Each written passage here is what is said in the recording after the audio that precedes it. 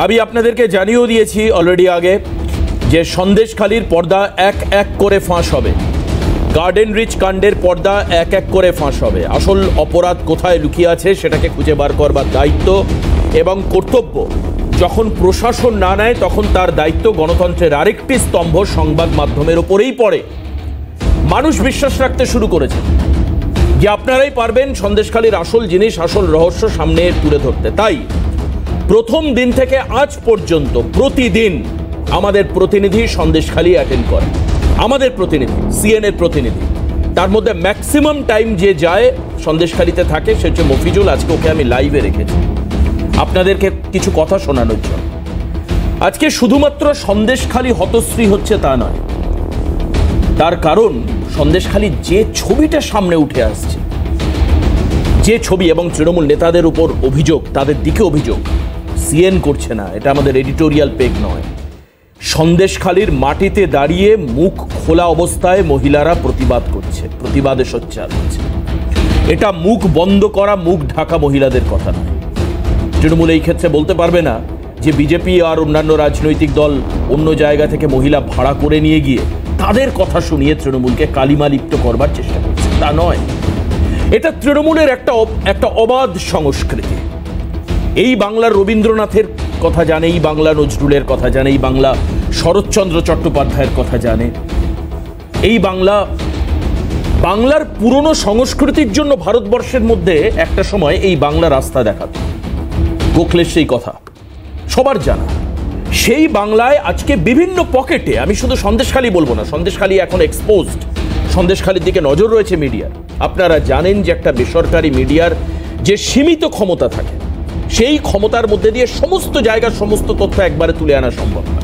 কিন্তু সন্দেশখালিতে যেহেতু নজর আছে, সন্দেশখালি থেকে একের পর এক হাড় হিম করা অপসংস্কৃতির ছবি সামনে উঠে আসছে বাংলার মানুষের সামনে। সেখানকার মানুষ অভিযোগ করছেন, মহিলারা বলছেন যে চোখে দেখা যেত না, বিবস্ত্র উদ্দাম নৃত্য। তৃণমূল নেতাদের শুধু মনোরঞ্জন করতো না, তৃণমূল নেতারা জোর করে গ্রামের মহিলাদের বাধ্য করত ওই চটুল উদ্দাম নৃত্য সভায় গ্রামের মহিলাদের উপস্থিত থাকতে বাধ্য করত। তার ফল ঘটেছে। দুদিন আগে আমাদের প্রতিনিধি মফিজুলের ক্যামেরায়, সুরজিৎ প্রামাণিক মফিজুল গেছিল, ওদের ক্যামেরার সামনে একজন মহিলা বলছেন যে যখন আমাদের হারিয়ে যাওয়া, কেড়ে নেওয়া জমি আমরা ফেরত পেয়েছি, সেখানে আবার আমরা মাটি ফেলতে যাচ্ছি, তৃণমূলের সিরাজ বাহিনী যারা এখনো সন্দেশখালির আনাচে কানাচে ঘুরে বেড়াচ্ছে, সেই গুন্ডা দুষ্কৃতী দল, তারা এসে বলছে মেরে হাড় ভেঙে দেব, গলা ধরে তার ছেলেকে মাটিতে ফেলে মারছে, আর তাকে বলছে যে মহাভারতের দ্রৌপদীর মতো বস্ত্র হরণ করবো, তোর অবস্থা খারাপ করে ছেড়ে দেব। আজ এই এত কিছুর পরে কোন দমে, কোন বলে, কোন সাহসে সন্দেশখালির দুষ্কৃতীরা এটা করতে পারছে, আমার আজকের প্যানেলে শুধু সেটা জানা দরকার।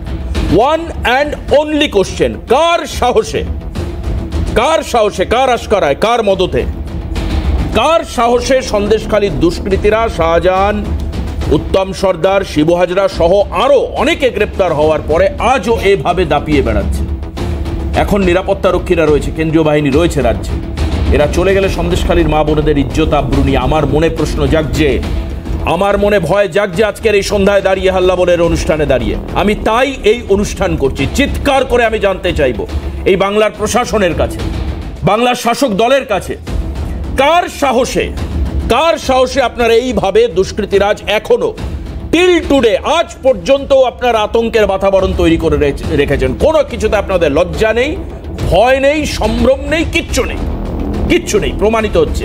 আমি প্রত্যেকটার যুক্তি সামনে দেব। এই যে আমি যে এতগুলো কথা বললাম, প্রত্যেকটা আমি যুক্তি সহ দেখাবো। অযৌক্তিক কোনো কথা চিৎকার করে আমি গলাবাজি করে আপনাদের মন দখল করতে চাইবো না। পছন্দ হলে অনুষ্ঠানে থাকবেন, দেখবেন, শেয়ার করবেন, বোঝার চেষ্টা করুন যে কি অবস্থা সন্দেশখালির ওই প্রত্যন্তর দ্বীপ অঞ্চলগুলোর মা বোনেদের। ভাবুন, একটু ভাবা শুরু করুন। ভাবতে জানতে হয়, আর জানলেই মানুষ সিদ্ধান্ত নিতে শেখে।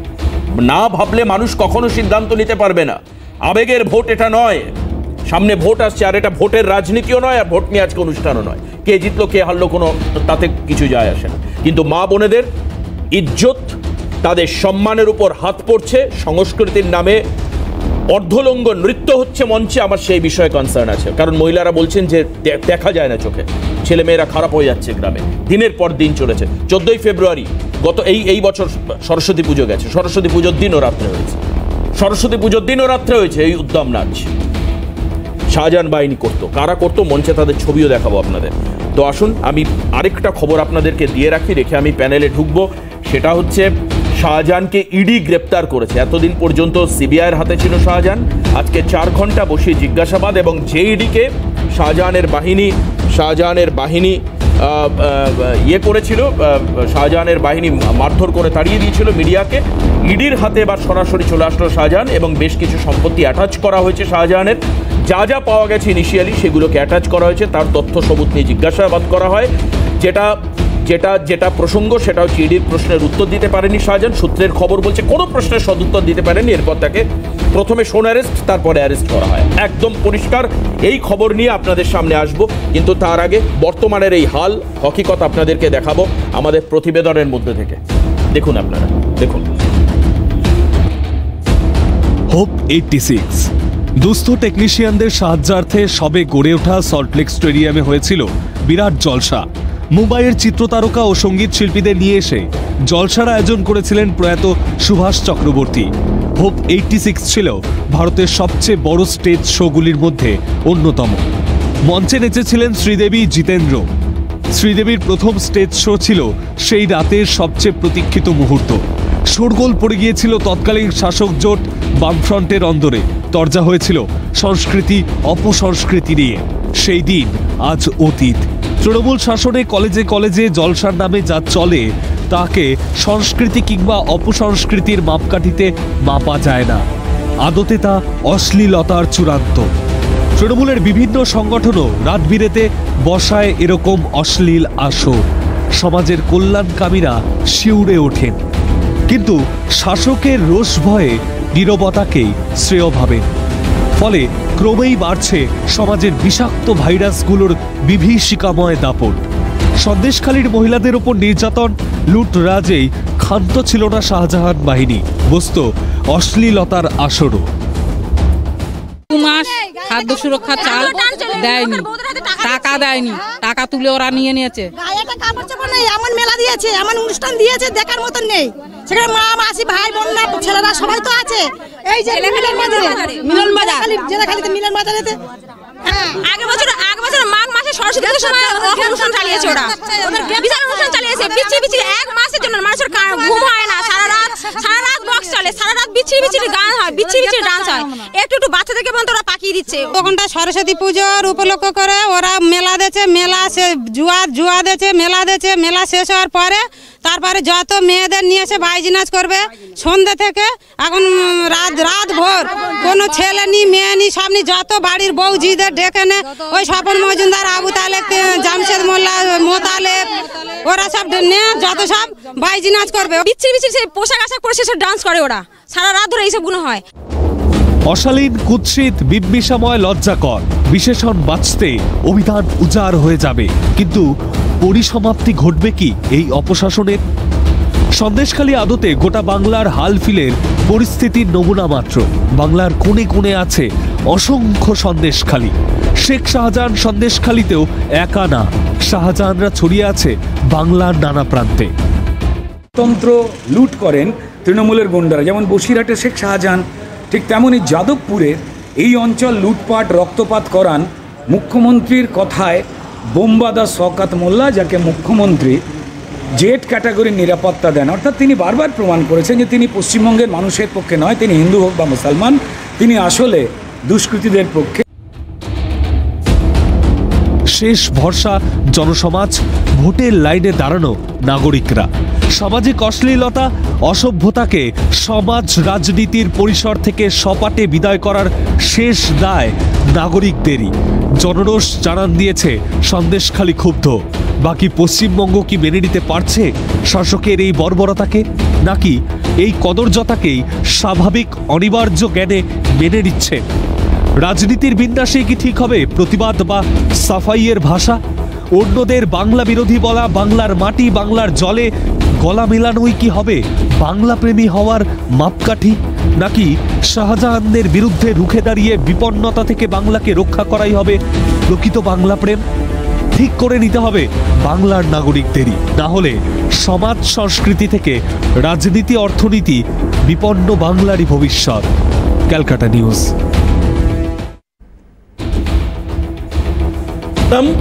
এগুলো আমাদের বিশ্বস্ত সূত্রে পাওয়া, আমরা এর দায় স্বীকার করছি না প্রথমেই, কিন্তু একটা জায়গা আমি ক্লিয়ার করে দিই, সন্দেশখালীর মহিলারা ধর্ষিতা হচ্ছেন, নির্যাতিত হচ্ছেন, হাত ধরে টানাটানি করা হচ্ছে। তৃণমূল ম্যাক্সিমাম কোন লেভেল অবধি যেতে পারে? কোনো নেতার বিরুদ্ধে ব্যবস্থা নেবে? তাকে কান ধরে টেনে এসে বলবে কালীঘাটে এসে তার উত্তর দাও, শোকজ করবে, দল থেকে বহিষ্কার করবে, সাসপেন্ড করবে? তৃণমূল নেতারা বলবে ধর্ষণ হয়েছে তার প্রমাণ দাও। This is reality. শোনেননি সন্দেশখালীর পরে তৃণমূলের মুখপাত্র, অফিসিয়াল মুখপাত্র, তিনি বলছেন যে ধর্ষণ হয়েছে তার কি প্রমাণ আছে? ধর্ষণ হয়েছে তার প্রমাণ দিতে পারবে মা মহিলারা? নাহলে বলতে পারে যে মুখ ঢাকা দিয়ে এরা সব বিজেপি, কংগ্রেস, সিপিএম এর লোক, এরা সেখানে নাটক করছে, তৃণমূলকে মেলাইন করবার চেষ্টা করছে, তৃণমূলকে বদনাম করবার চেষ্টা করছে। অর্থাৎ এই পরিস্থিতিতে খুব সুফল যে আপনি পাবেন তা নয়, কিন্তু একটা সময় পর থেকে সন্দেশখালীর প্রথম মহিলারা মুখ ঢেকেছিলেন, তারপর মুখ খোলা শুরু করলেন, আর তৃণমূলের মুখে ওই কাপড়টাই বেঁধে দিলেন, বললেন এবার তুমি চুপ কর, এবার চুপ করো, আর কোনো কথা বলার জায়গা নেই। সন্দেশখালীর মা বোনেরা খোলা মুখে খোলা ক্যামেরার সামনে বলছে, প্রথম দিকে থেকেই অভিযোগগুলো আসছিল যে মহিলাদেরকে নানানভাবে মেলাইন করা হয়, শ্লীলতাহানি করা হয়, তাদেরকে নির্যাতন করা হয়। অনেক পরবর্তী সময় আমরা দেখলাম যে লিখিত অভিযোগ ধর্ষণের জমা পড়লো। প্রথম দিকে কিন্তু লিখিত অভিযোগ পড়েনি জমা, অনেকটা পরে পড়লো। আর তারপর তোমরা যখন গেলে, আমি ঠিক 4 দিন আগের কথা বলছি, তোমাদের সামনে বস্ত্র হরণের একটা অভিযোগ আসলো যে একজন শাসক নেতা, সে বলেছে কাপড় খুলে নেবে। একদমই পরিষ্কার এই কথাটা বলছে, কাপড় খুলে নেবে, মানে মেয়েকে শাসাচ্ছে কাপড়। আমি সুতপাকে বলবো, সুতপা মফিজুলের কাছে যাওয়ার আগে যদি আমরা ওই ভদ্রমহিলা সন্দেশখালীর মুখ খোলা অবস্থায় বলছেন, কাজেই তার পরিচয় তৃণমূলের নেতাদের জানতে খুব একটা সমস্যা হবে না, আর কেউ পাত্তাও দেয় না, ভয়ও পাচ্ছে না। এখন কি বলেছেন উনি? কাপড় খুলে নেওয়ার নিদান তৃণমূলের নেতা দিয়েছেন, কি বলেছেন শুনুন। কেন তখন আমাকে ধাক্কা মেরে আমাকে কেন মানে নোংরা নোংরা ভাষা গেল, তোকে এমন অবস্থা করব, যুবতীর বস্ত্র হরণ করে জানিস, সেরকম করবো। আপনাকে বলছে বস্ত্র হরণ করে? হ্যাঁ, একদম একদম। পুলিশ এগুলো শুনে, এগুলো দেখেও পুলিশ কোনো কোনো ইয়ে করছে না, কোনো ব্যবস্থা নিচ্ছে না। কেন মফিজুল, এই যে ভদ্রমহিলাকে দেখালাম, এর বাইট তুমি করেছো, তোমার গলাও আমি শুনতে পাচ্ছি। এরপর ওনাকে আরেকটা জায়গায় তুমি যখন বাইট করছিলে, আমি দেখলাম যে ওনার হাতে একটা অভিযোগপত্র উনি দেখাচ্ছেন, একটা সাদা কাগজে লেখা একটা অভিযোগপত্র, সেই অভিযোগপত্র উনি দেখাচ্ছেন এবং উনি বলছেন যে দেখুন, এই যে আমি পুলিশের কাছে অভিযোগ জানিয়েছি, হাতে একটা কাগজ, আমি দেখাতে পারি সেই কাগজ, অনিন্দদা চাইলে আমি 100 বার দেখাবো আপনাদের সামনে, একটু পরে দেখাচ্ছে। মফিজুল, ওই কাগজে কি লেখা ছিল তুমি পড়েছো? আর মহিলা কি বলছিলেন আদতে? উনি বললেন যে এই দেখুন অভিযোগপত্র। এই অভিযোগপত্রটা উনি কাকে দিয়েছিলেন? এরপরে কি ব্যবস্থা হয়েছিল? এই মহিলার নাম হচ্ছে গীতা বর। যেহেতু ওনাদের পরিচয় আরও ওনার গোপন রাখবেন এমনটা কিন্তু নয়, তাই নামটা বললাম। এটা হচ্ছে বেড়মুজুর যে কাঠপোল বাজার এলাকায়, যেখানে গত মাসে সবথেকে বেশি আন্দোলনের মাত্রা বেড়েছিল, যেখানে মহিলাদের আন্দোলনের জন্য এই ঘটনাস্থলে ডিজি পর্যন্ত ছুটে গিয়েছিলেন, সেইখানকার বাসিন্দা সিরাজ বাহিনীর অত্যাচারের বিরুদ্ধে এরা মূলত রাস্তায় নেমেছিলেন। এবং এখনো পর্যন্ত সিরাজ হয়তো এলাকা থেকে পলাতক, কিন্তু সিরাজের যারা অনুগামী, আতা হিসেবে যার নাম বলছেন, আতা হচ্ছে, তার নাম হচ্ছে আলাউদ্দিন মোল্লা এবং তার বাবা হচ্ছে আরমান মোল্লা। এই বাবা এবং ছেলে মিলে তার যে ভাইপো রয়েছেন, তার ভাসুরের ছেলে, পরশুদিন তাকে কিন্তু বেধড়ক মারধর করা হয়েছে। কেন মারধর করা হয়েছিল? তার কারণ হচ্ছে তাদের জমি, প্রায় 5.5 বিঘা জমি, যেটা সিরাজ বাহিনী লুট করে নিয়েছিল, দখল করে নিয়েছিল।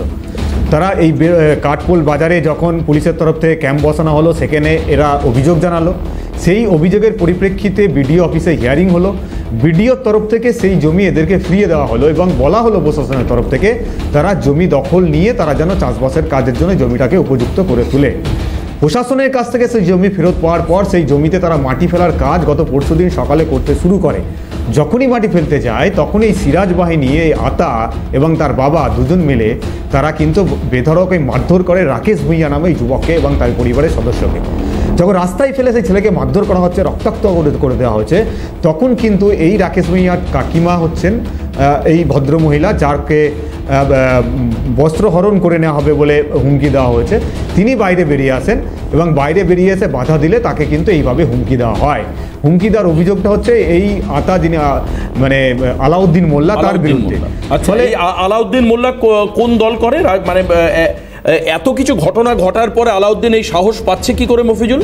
এরা হচ্ছে সিরাজ শেখের বাহিনী। সিরাজ শেখের বাহিনী এখনও এলাকায় তাণ্ডব চালাচ্ছে। গতকালকেও অন্য একটা নাম আমরা শুনিয়েছি, ছোট শাহজাহান, যিনি হচ্ছেন বেরমুজুর 1 অঞ্চলের উপপ্রধান। ফলে ওইখানে শাহজাহান বাহিনীর যারা সদস্য বা যারা শাহজাহানের সঙ্গে থেকে তৃণমূল কংগ্রেসটা করতো, মানে শাহজাহানের ভাই সিরাজের সঙ্গে থেকে, তারা কিন্তু এইভাবে অত্যাচারটা কন্টিনিউ এখনো চালিয়ে যাচ্ছেন। এখন পুলিশ বলে একটা শব্দ আছে, তারা কি করছে? এবং যেখানে উনি বাইকটা দিয়ে বলছেন যে আমাকে বস্ত্রহরণ করে নেওয়ার হুমকি দেওয়া হচ্ছে, সেটা একেবারে থানার সামনে, পুলিশের সামনে কিন্তু তিনি এই ধরনের অভিযোগ করলেন। পুলিশ তো তাহলে সে একজন মহিলা যখন বলছে কারণ আমি যাতে তার বস্ত্রহরণ করে নেওয়ার অভিযোগ করছে বা তাকে হুমকি দেওয়া হচ্ছে, তাহলে সঙ্গে সঙ্গে সেই অভিযোগের পরিপ্রেক্ষিতে অ্যাকশন নেওয়া হবে। গত পরশু দিনের ঘটনা, আজকে 48 ঘন্টা অতিক্রম করে গেল, এখনো পর্যন্ত তো আলাউদ্দিন মোল্লাকে পুলিশ গ্রেপ্তার করেনি। আচ্ছা, কাগজের মধ্যে যে অভিযোগ পত্রটা লেখা ছিল ওটা উনি থানায় জমা দিতে পেরেছিলেন? শেষ পর্যন্ত গত পরশু দিন তারা লিখিতভাবে অভিযোগ করেছিলেন, কিন্তু এখনো পর্যন্ত তাদের অভিযোগের ভিত্তিতে কোনো কেস হয়েছে কিনা, এই অভিযোগকারী হিসাবে এদের কাছে সেই খবরটা পুলিশের তরফ থেকে দেওয়া হয়নি। ফলে আদৌ পুলিশ অভিযোগটা নিলেন, কিন্তু অভিযোগের পরিপ্রেক্ষিতে আদৌ কি কোনো কেস হলো সেটা কিন্তু এখনো পরিষ্কার নয়। আর যদি কেস না হয় তাহলে এই সমস্ত যারা অত্যাচারী তৃণমূলের নেতা হিসেবে পরিচিত এলাকায় তাদের দাপট তো বাড়তেই থাকবে, এই আশঙ্কাই কিন্তু ওখানকার মানুষজন তারা কিন্তু করছেন, এবং সেই জায়গা থেকে তাদের ভয়টা কিন্তু আরো বাড়ছে। মানে তুমি বলছো যে শাহজাহান, উত্তম, শিবু এরা গ্রেপ্তারের পরও ভয় কমেনি? তুমি তো মানে এই নিয়ে তুমি অন্তত পক্ষে 30-40 বার গেছো সন্দেশখালীতে। সংখ্যাটা আরো বেশি হবে হয়তো, প্রায় 2 মাস ধরে সেখানে যাতায়াত করছি। এবং গত 29 ফেব্রুয়ারি যখন শাহজাহান শেখকে গ্রেপ্তার করা হলো, তখন এই সন্দেশখালী বা সন্দেশখালী দ্বীপ বা এপারে অর্থাৎ বেড়মুজরের দিকে তাদের প্রত্যেকটা মানুষের দিকে বক্তব্য ছিল, তখন বাইটে বক্তব্য ছিল যে শাহজাহান, যিনি সন্দেশখালী বাঘ বলতেন, তিনি গ্রেপ্তার হয়েছেন ঠিকই, কিন্তু তার অনেক চেলা চামুন্ডা, মানে এদের ভাষায়, এই গ্রামের মানুষদের ভাষায়, তাদেরকে গ্রেপ্তার করতে হবে। তারা যদি না গ্রেপ্তার হয় তাহলে কিন্তু সম্পূর্ণভাবে এলাকার মানুষজন তারা কিন্তু শান্তি পাবে না। এই সন্দেশখালীর ইস্যুতে কুণাল ঘোষ কি বলেছিলেন? মানে দেখুন, কুণাল ঘোষ যেটা বলছেন অনিন্দদা, তার থেকে পুরো 180 ডিগ্রি ঘুরে গিয়ে উনি ক্ষমা চাইবেন সন্দেশখালীর মহিলাদের কাছে। এটা তো হতে পারে না, এটা স্বাভাবিকভাবেই হতে পারে না, এটা একটা ওই বলে না ন্যাচারাল ইনস্টিংক্ট, হতেই পারে না। এটা কি বলেছিলেন কুণাল ঘোষ একবার দেখুন। মিথ্যা, কে কার সঙ্গে দুর্ব্যবহার করেছে, কোন পাড়ায় কার সঙ্গে কার ঝগড়া হয়েছে, এগুলো আলাদা, কিন্তু এই লাগাতার বাড়ি থেকে তুলে আনা ধর্ষণ, এগুলোর ডাহা মিথ্যা। যদি সত্য হয় তাহলে এত বছর ধরে কেউ বললেন না, সিপিএমের প্রাক্তন বিধায়ক বললেন না, বিজেপির নেতা বললেন না, আর এখন এই সমস্ত গল্প। বুঝুন, একজন মহিলা তার ইজ্জত, আব্রু, সম্ভ্রম, ধর্ষণের কথা বলছেন, তিনি বলছেন যেগুলো দে আর অ্যাবসলিউটলি লায়ার। একবার দ্রুত আপনাদেরকে দেখাই যে ঠিক গ্রামের মহিলাদের সন্দেশখালীর কি অভিযোগ রয়েছে এই চটুল উদ্দাম নৃত্য সম্পর্কে, দেখুন। আর এখানে ছোট ছোট বাচ্চা ছেলেদেরকে পাখি দিচ্ছে, ওইসব বাজে বাজে বিশাল বিচ্ছিরি ডান্স করা এখানটায় গ্রামের ভেতরে, আর মানুষের মধ্যে সবাই খুব জরিমানা করে, মেয়ে ছেলেদের উপর অত্যাচার করে। একটা কাপড় চোপড় নেই, এমন মেলা দিয়েছে, এমন অনুষ্ঠান দিয়েছে দেখার মতন নেই। সেখানে মা, মাসি, ভাই, বোনরা, ছেলেরা সবাই তো আছে। এই যে মিলন বাজার, জেলাখালীতে মিলন বাজারেতে দিয়েছে। সরস্বতী পুজোর উপলক্ষ করে ওরা মেলা দিয়েছে, মেলা জুয়া দিয়েছে, মেলা দিয়েছে। মেলা শেষ হওয়ার পরে তারপরে যত মেয়েদের নিয়ে এসে বাইজি নাচ করবে সন্ধ্যা থেকে এখন রাত ভোর, কোনো ছেলে নি মেয়ে নি সব নি, যত বাড়ির বউজিদের ডেকে নে, ওই স্বপন মজুমদার, আবু তালেব, জামশেদ মোল্লা, মোতালেব, ওরা সব নে যত সব বাইজি নাচ করবে। মাঘ মাস ভোর শুধু এই অনুষ্ঠান চলেছে, রাত্রে মানুষ তো ঘুমোতে তো দেয়নি, বাচ্চা মানে বিচ্ছিরি পোশাক আশাক করে সেসব ডান্স করে, ওরা সারা রাত ধরে এইসবগুলো হয়। আর যত পাখিরালার ওই আবু তালেব, মতালেব, তেনে, জামশেদ মোল্লা, এরা এইসব গুলো করায়। স্বপন মজুমদার রয়েছে, নোংরামি চলে সারা রাত ধরে, আর একটু একটু ছেলে বলে পাখি দিচ্ছে, গায়ে কিছু নেই, পুরো একদম পুরো সব খোলা ওই অবস্থায় এইসব গুলো সব দেখাবে। হয়তো আবু তালেব, আমি কাউকে ছোট করছি না, কিন্তু মানে অনুষ্ঠানের প্রথম দিন থেকে মফিজুলের সঙ্গে আরও অনেক, আমার রেশমির মুখটা মনে পড়ছে, ও গেছিল, মফিজুল গেছে, আরও অনেকে গেছে, মফিজুল আরও বেটার আমার থেকে বলতে পারবে, কিন্তু যেভাবে একেবারে মানে প্রান্তিক মানুষের কাছে পৌঁছানো গেছে আপনি ভাবতে পারবেন না, আপনারা সবাই দেখেছেনও। মানুষ ফুল মালা দিয়ে পা ধরছে, মানে আমার কাছে খুব খারাপ লেগেছে সেই ছবিটা, মফিজুলও শেয়ার করবে হয়তো, আমার মনে আছে মফিজুলের পা ধরে সন্দেশখালীর মহিলারা বলছে, ও বলছে কি করছেন, বলছে আমাদের কেউ নেই আপনারা ছাড়া দেখার মতো। আপনি চিন্তা করতে পারেন একটা বাংলার মানুষ কত অসহায় হতে পারে যে একটা গণমাধ্যমের প্রতিনিধিকে, তার আমার বাড়িটা যেগুলো রাখা হয়নি, আমি পরের দিন রাখবো এগুলো, তারা বলছে যে আপনারা রাস্তা থেকে যাচ্ছিলেন, আপনাদেরকে ডেকে নিয়ে আসলাম, আমাদের দুঃখের কথা আপনারা শুনুন, আপনারা কিছু করুন, আমাদেরকে বাঁচান। কি কি করবে ওই প্রান্তে এতটা দূর, মানে শহর কলকাতা থেকে ওই একটা দ্বীপের মধ্যে? তাদের কাছে না আছে পুলিশ, না আছে শাসক দলের কোনো নেতা। কি করবে তারা? আপনি ভাবুন যে কতটা অসহায় ওই দ্বীপ অঞ্চলের মানুষগুলো। আমি এবার আপনাদের দেখাবো ঠিক এরকমই অসহায় ছিলেন এক অধ্যাপক।